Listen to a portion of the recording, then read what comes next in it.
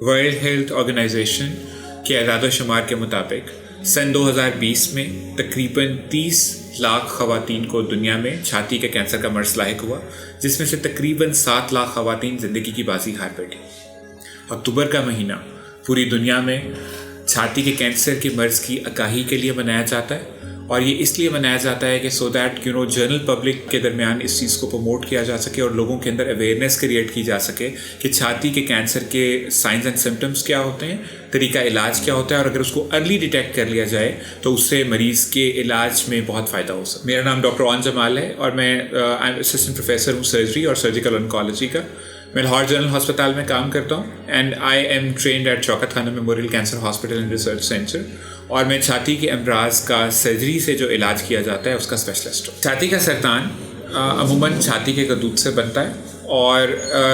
دنیا میں پایا جانے والا سب سے زیادہ کینسر ہے، موسٹ کامن کینسر ہے اوور آل اگر دیکھا جائے، اور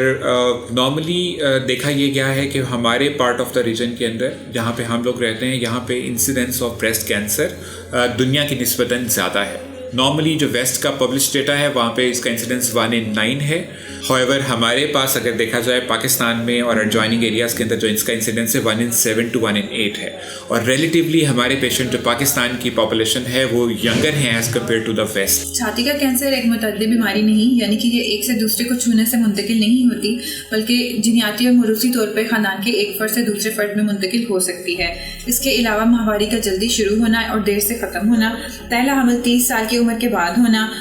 بہت زیادہ سگریٹ پینا، شراب پینا، پہلے خاندان میں کسی کو چھاتی کا کینسر ہونا، کسی بیماری کے لیے شعاؤں سے علاج کروانا، ہارمونل پلز کا استعمال کرنا، روزمرہ کی زندگی میں ایکٹیویٹی کا کم ہونا، یہ سب چیزیں چھاتی کے کینسر کے رسک کو بڑھاتی ہیں۔ سب سے پہلے جس علامت کے ساتھ خواتین ہمارے پاس کلینک میں پریزنٹ کرتی ہیں اس میں چھاتی میں گلٹی کا محسوس ہونا ہے، جو کہ سیلف ایگزامینیشن کے تھرو آپ یہ بتا سکتے ہیں کہ سائز میں گلٹی کتنی بڑی ہے، کہاں واقع ہے، اوپر اس کے ساتھ جلد چپکی ہوئی تو نہیں ہے، اور ماہواری کے ساتھ اس کا تعلق کیا ہے، ماہواری کے بعد اس کے سائز میں کوئی کمی دیکھنے میں آتی ہے یا اضافہ ہوتا ہے۔ دوسری بڑی علامت چھاتی میں گلٹی کے ساتھ آپ کے نپل سے بلڈ کا ڈسچارج آنا یا ویسے ڈسچارج کا ہونا، اور اس کے ساتھ ہی نپل کا اندر کی طرف چلے جانا یا سکڑ جانا یا سکن کا اندر کی طرف دھنس جانا شامل ہے۔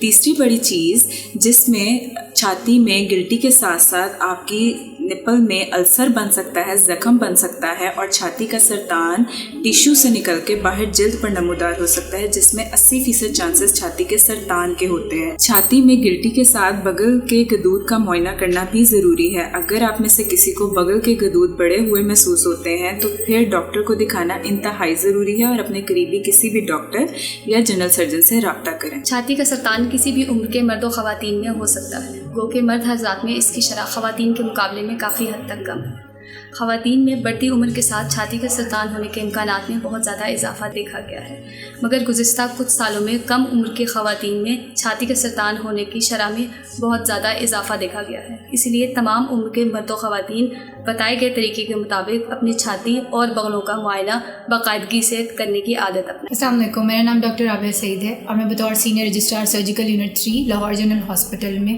اپنی خدمات سر انجام دے رہی ہوں۔ بریسٹ کینسر اویئرنیس منتھ کیونکہ چل رہا ہے تو آج ہم بات کریں گے چھاتی کے رسولی سے ریلیٹڈ تشخیص کی۔ تقریباً ہر سرکاری ہسپتال کے اندر ایک 1 اسٹاپ بریسٹ کلینک موجود ہے، جہاں پہ آپ کے چھاتی کو معائنہ کرنے کے لیے ایک ماہر ڈاکٹر اور اس سے ریلیٹڈ ٹیسٹ تجویز کرنے کے لیے بھی وہی ماہر ڈاکٹر موجود ہوتا ہے۔ سب سے پہلے چھاتی کا معائنہ اور اس کے بعد چھاتی سے ریلیٹڈ ایک الٹرا ساؤنڈ یا ایک میموگرافی، جس کو آپ چھاتی کا ایک بڑا ایکس رے جو کروایا جاتا ہے آپ کی عمر کو دیکھتے ہوئے۔ اس کے بعد اس رسولی یا اس گلٹی میں سے ایک سوئی کے ذریعے کچھ مواد لیا جاتا ہے اور اس مواد کو لیبارٹری میں ٹیسٹ کروایا جاتا ہے۔ تقریباً یہ سارا عمل 1 سے 2 دن لیتا ہے، مگر جو آپ کی لیبارٹری میں ٹیسٹ گیا ہوا ہے وہ تقریباً 3 سے 5 دن لے سکتا ہے۔ یہ پورا عمل 1 ہفتہ لیتا ہے اور تشخیص بہت آسان ہوتی ہے۔ مسئلہ صرف اسپتال آنا، ہم سے بات کرنا ہے، سو چھپائیں نہیں، بتائیں۔ ڈائگنوسس اور اسٹیجنگ کے بعد اگلا مرحلہ جو ہے وہ مریض کے علاج کا ہوتا ہے، اور عموماً چھاتی کے کینسر کے علاج کے لیے سرجری، کیموتھراپی اور ریڈیشن کا استعمال کیا جاتا ہے۔ ہر پیشنٹ کا جو ٹیومر ہے یا کینسر ہے وہ ڈفرینٹ ہوتا ہے، اور ہر پیشنٹ کا جو سیکوینس آف ٹریٹمنٹ یا طریقہ علاج ہے وہ مختلف ہے۔ جس بات پہ میں زور دینا چاہوں گا وہ یہ ہے کہ اگر پراپر طریقے سے प्रॉपर स्टेज के ऊपर और प्रॉपर तरीके से इलाज किया जाए तो इस बीमारी से 100% निजात मुमकिन है। तो आइए आज अक्टूबर के इस महीने में हम अहद करते हैं कि हम अपनी हेल्थ को प्रायोरिटी देंगे और छाती के अमराज को सोशल स्टिग्मा, अपने कल्चरल वैल्यूज़ और इन सारे मसाइल की वजह से छुपाएंगे नहीं। एंड व्हेनेवर जब भी हमें लगेगा कि ये चीज़ एक प्रॉब्लम है या छाती के अंदर कोई मसला आ रहा है तो हम उसको छुपाएंगे नहीं। We will seek medical advice, हम उसी वक्त डॉक्टर्स को दिखाएंगे एंड हम अपने being husbands, being fathers, being brothers, we will be supportive for our female counter parts. हम छाती के अमराज को छुपाएंगे नहीं, रादर बताएंगे and we will seek medical advice eight an appropriate time.